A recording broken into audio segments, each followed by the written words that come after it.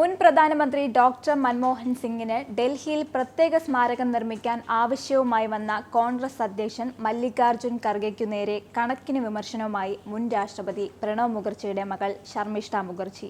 മൻമോഹൻ സിംഗിന്റെ മൃതശരീരം സംസ്കരിക്കുന്നതിന് മുന്നേ തന്നെ ഡോക്ടർ സിംഗിന്റെ അന്ത്യകർമ്മങ്ങൾക്കായി ഡൽഹിയിൽ സ്ഥലം അനുവദിക്കണമെന്നും പിന്നീട് സ്മാരകം നിർമ്മിക്കാമെന്നും ആവശ്യപ്പെട്ടുകൊണ്ട് ഖാർഗെ പ്രധാനമന്ത്രി നരേന്ദ്രമോദിക്ക് കത്തയച്ചിരുന്നു. 2020 ഓഗസ്റ്റിൽ തന്റെ പിതാവ് മുൻ രാഷ്ട്രപതി മുഖർജി അന്തരിച്ചപ്പോൾ അനുശോചന യോഗത്തിനായി വർക്കിംഗ് കമ്മിറ്റിയെ വിളിക്കാൻ പോലും കോൺഗ്രസ് തയ്യാറായില്ലെന്നാണ് എക്സിലെ ഒരു പോസ്റ്റിൽ ശർമിഷ്ഠ ചൂണ്ടിക്കാട്ടിയത്.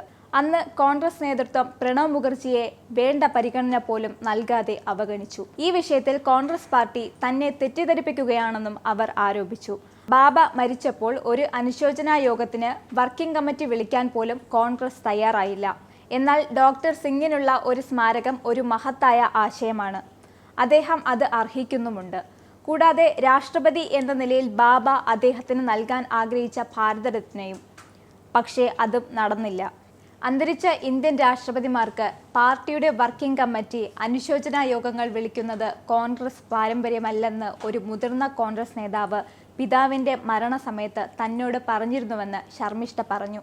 എന്നാൽ മുൻ രാഷ്ട്രപതി KR നാരായണന്റെ വിയോഗത്തെ തുടർന്ന് CWC യോഗം ചേർന്നുവെന്നും അന്ന് അനുശോചനാ സന്ദേശം തയ്യാറാക്കിയത് പ്രണബ് മുഖർജി തന്നെയാണെന്നും പിന്നീട് അവർ പിതാവിന്റെ ഡയറിക്കുറിപ്പിലൂടെ മനസ്സിലാക്കി. കോൺഗ്രസിന്റെ നേതൃത്വത്തിലുള്ള UPA സർക്കാർ എങ്ങനെയാണ് ഡൽഹിയിൽ ഒരു സ്മാരകം നിർമ്മിച്ചതെന്ന് ഖാർഗെജിയെ ഓർമ്മിപ്പിക്കണം. 2004 അന്തരിച്ച PM നരസിംഹറാവുജി അധികാരത്തിലിരുന്ന 10 വർഷത്തിനിടെ കോൺഗ്രസ് ഒരിക്കലും അദ്ദേഹത്തിന് സ്മാരകം നിർമ്മിച്ചിട്ടില്ല.